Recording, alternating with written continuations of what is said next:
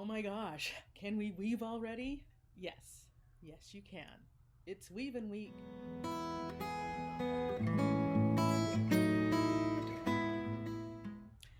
It's Weaving Week, and we're going to start weaving our placemats. I wanted to take a couple of minutes just to go over patterning of this particular project. The pattern genre that I use is overshot. So even in my personal art, I use the overshot pattern genre.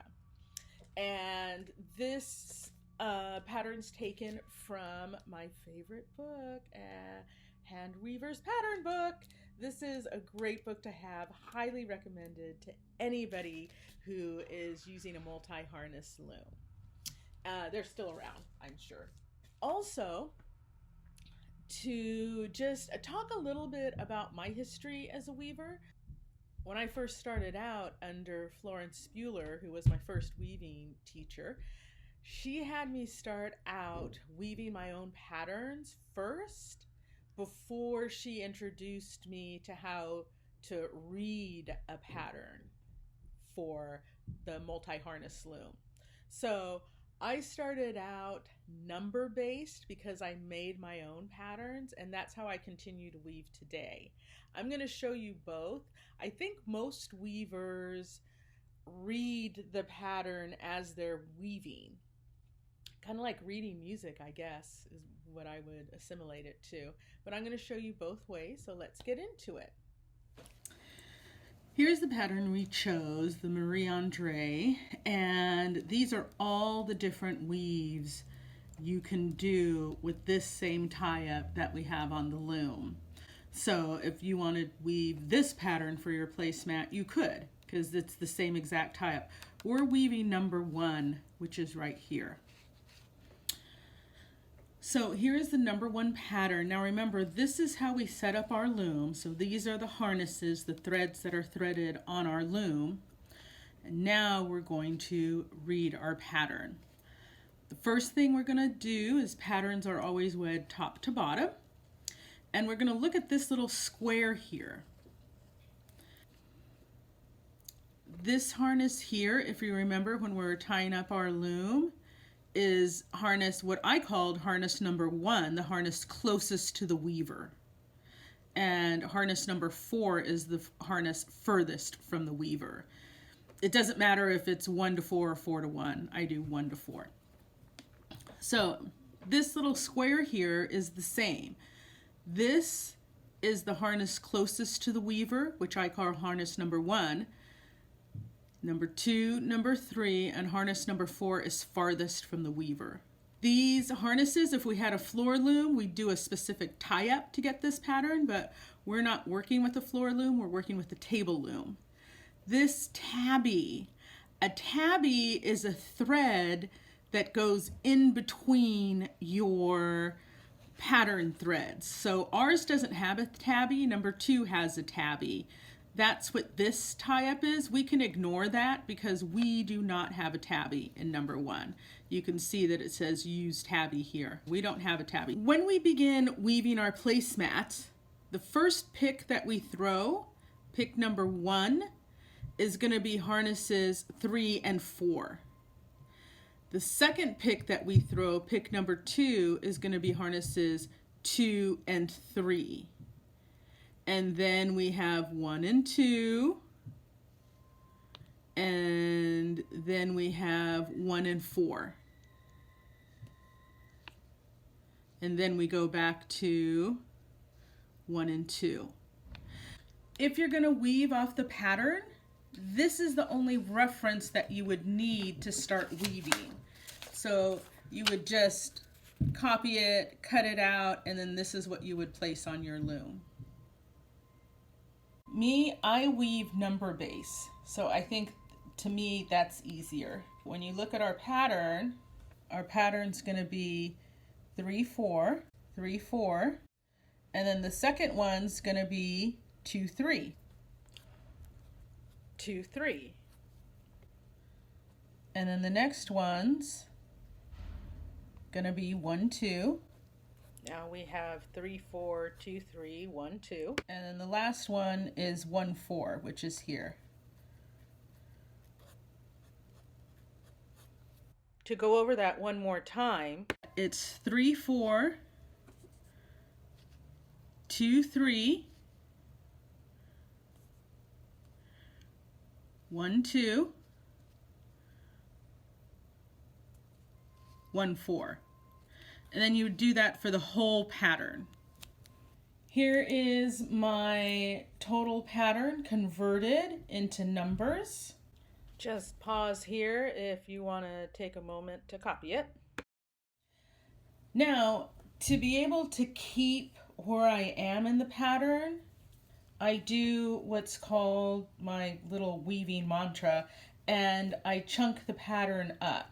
Here, this first part of the pattern is going to be abundance. And so when I weave this 1, 2, I'll say 1, 2 abundance, and I'll know that if I have to step away from my loom for any reason that I didn't stop at this 1, 2. So I say 1, 2 abundance.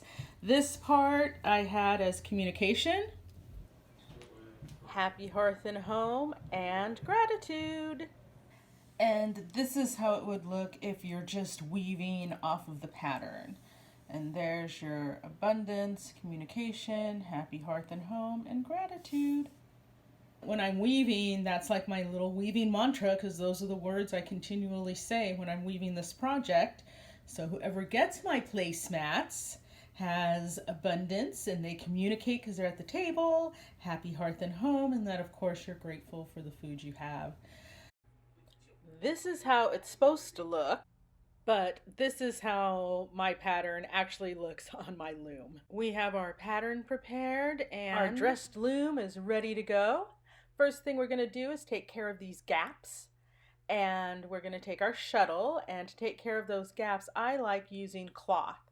You can use string to take care of the gaps, but I like using cloth because I think it gives me more even so what weave. We're going to do is we're going to put it on our shuttle, and we want to make sure on our shuttle that we're building out as opposed to building up.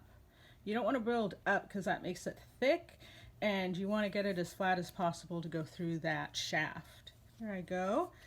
I get my cloth and put it to the back, go to the front, and then on that same side I'm going to loop it around and make an X, and then go to the front again. And then I do the same thing on the other side.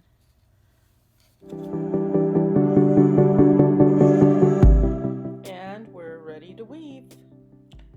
To get rid of those gaps, we're going to do a plain weave, which is 1, 3 and then 2, 4.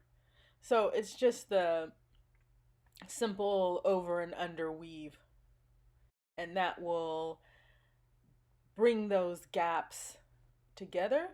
This is a good time to check your tension, tightening it wherever it needs to be so your tension is nice and even across. And the next thing we're going to do is measure our 18 inches for our first placemat so we can see where in the weave we've woven our first placemat. I have my tape measure. I have this big long tail of that cloth that I've sewn together. At 18 inches, I'm going to make a knot. And that knot is going to be what I measure with so I can see when I have woven that 18 inches. And then it's time to weave with our string. This is not a plain weave, this is our pattern weave, and it is 3, 4 first, so I put the 3rd and 4th shuttle down, and I'm going to leave a little bit of a tail because we're going to tuck that in as we weave. Our second pick here is shuttles 2 and 3.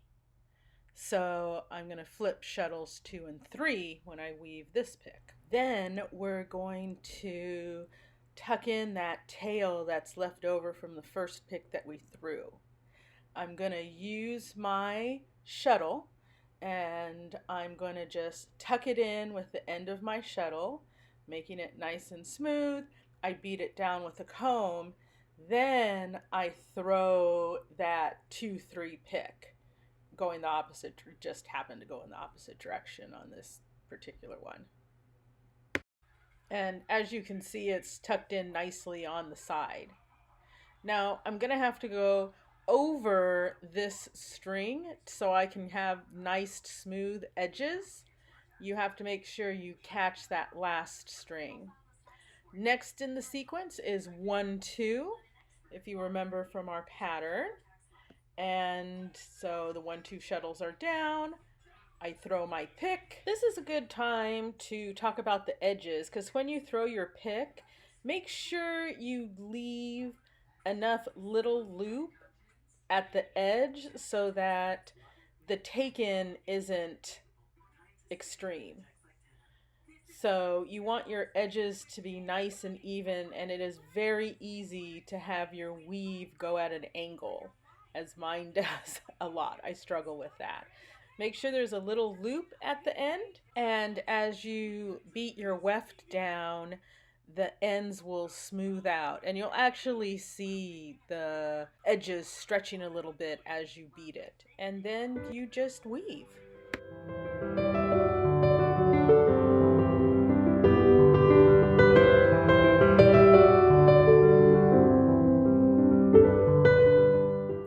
I have woven the first placemat, so I've woven up to that first knot we had.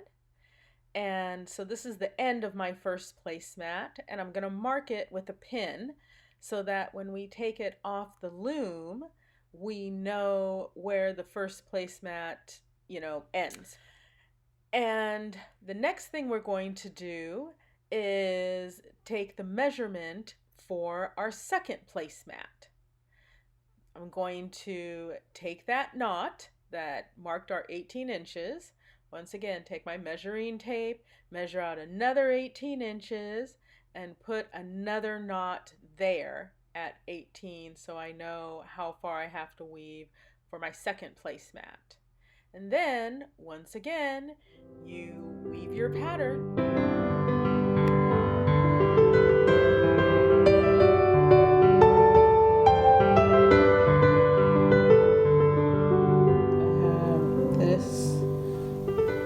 Knot right here that we have to fix in our warp, and if you can see, it's pulling right there.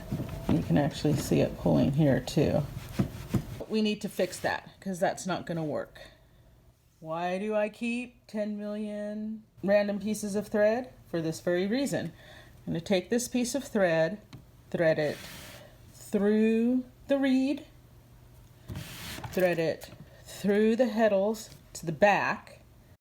I'm going to weight it in the back, and then I'm going to weave past this knot, and I'll reintegrate that one warp string into my weave and then weave along.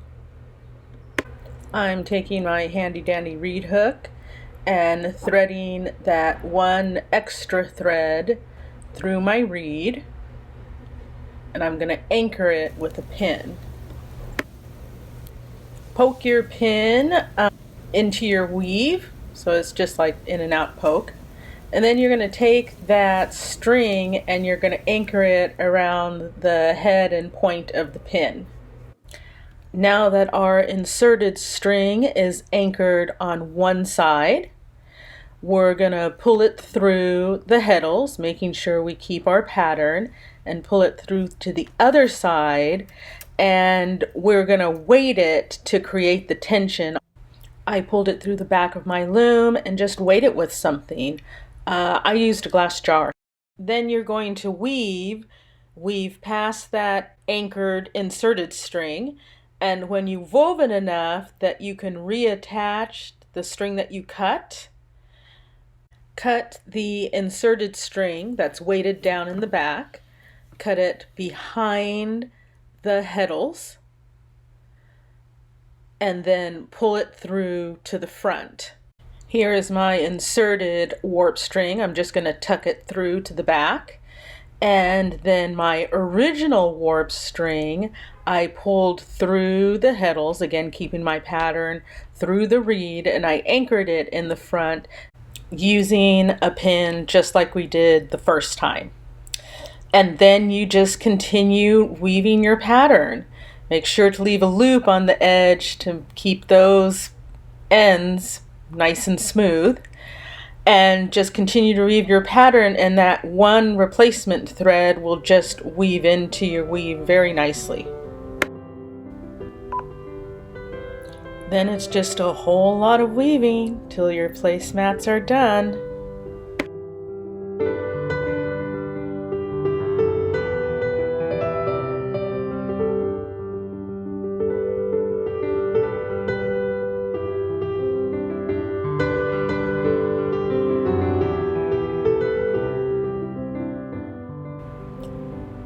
I hope you enjoyed seeing your beautiful pattern emerge as you weave your placemats. Next time, we will be taking our placemats off the loom and finishing them. If you would like to learn more about me or weaving with a multi-harness loom, visit my Patreon or webpage at warpedaworkinprogress.com, Patreon Warped a Work in Progress, or you can always get the whole series of weaving this placemat project on YouTube, Warped a Work in Progress. Until next time, let's weave some stuff.